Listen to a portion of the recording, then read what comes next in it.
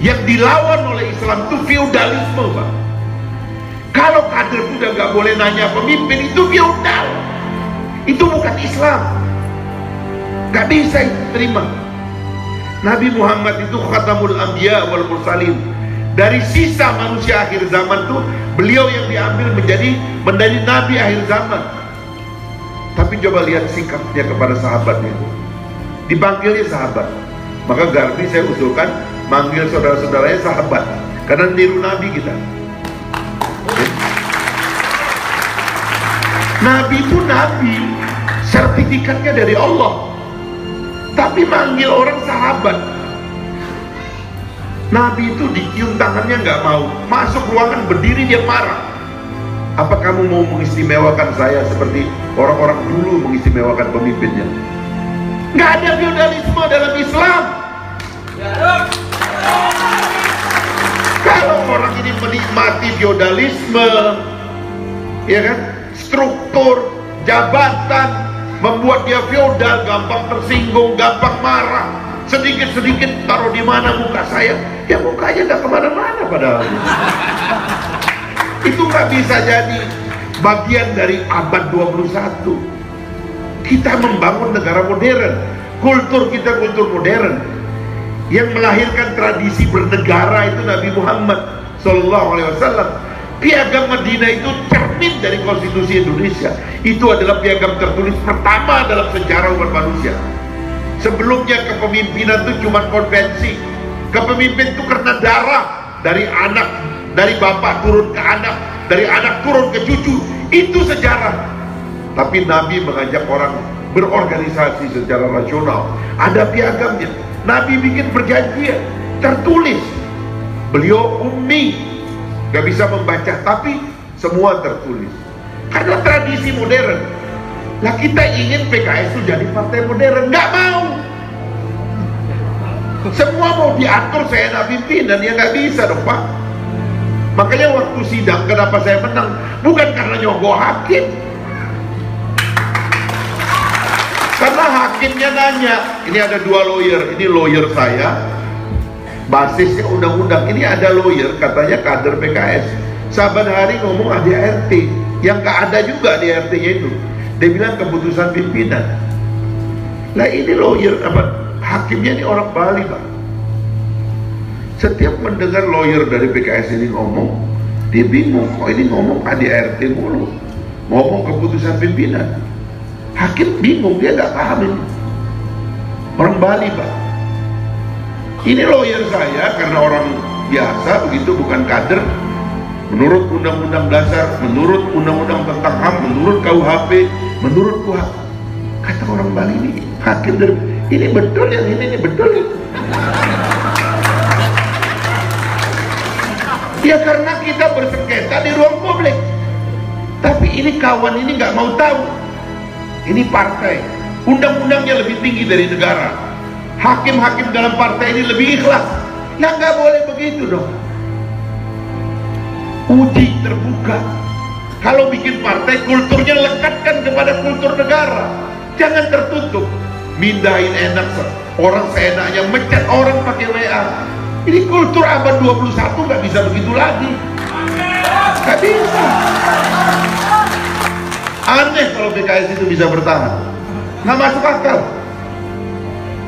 Kita ini, generasi saya, Anies Mata, Mahfud Siddiq dan lain-lain, mau memodernisasi ini partai supaya basisnya tertulis, aturannya jelas, egalitarianisme, semua orang bersahabat di situ.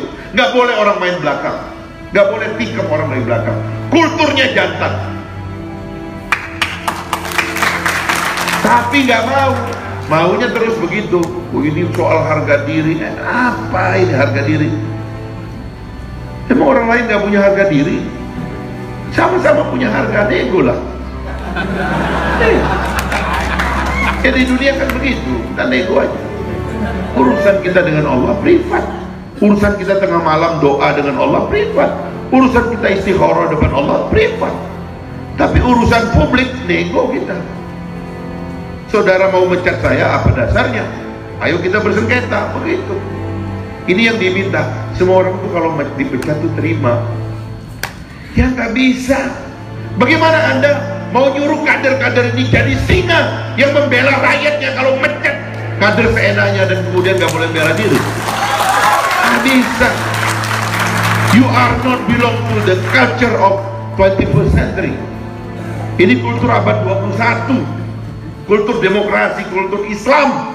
Islam zaman Nabi itu begitu. Orang punya hak membela diri. Nah itulah kira-kira sebabnya, Pak. Makanya saya terus terang ngomong sama teman-teman, karena nggak ada inisiatif, kita dibohongi terus-menerus. Bahkan sekarang ini udah keputusan inkrah, nggak peduli.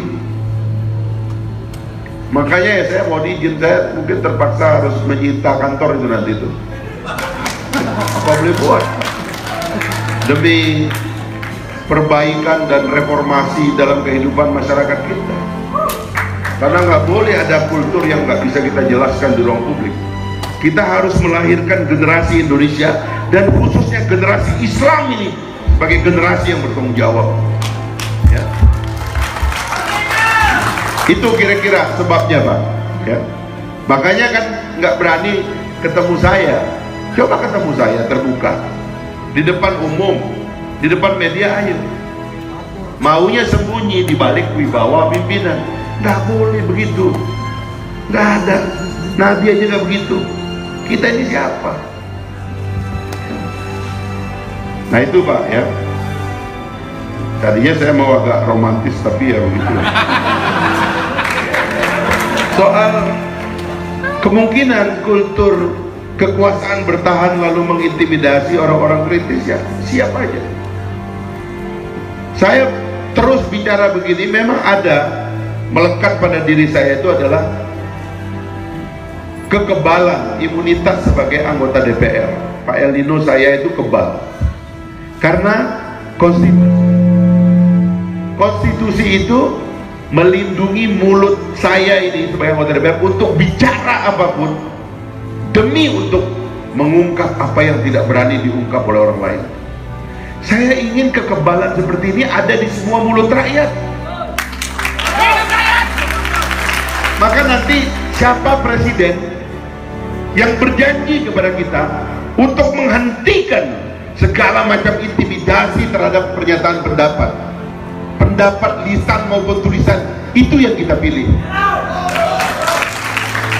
Dan karena pemimpin yang sekarang sudah melakukan intimidasi, ya jangan dipilih lah.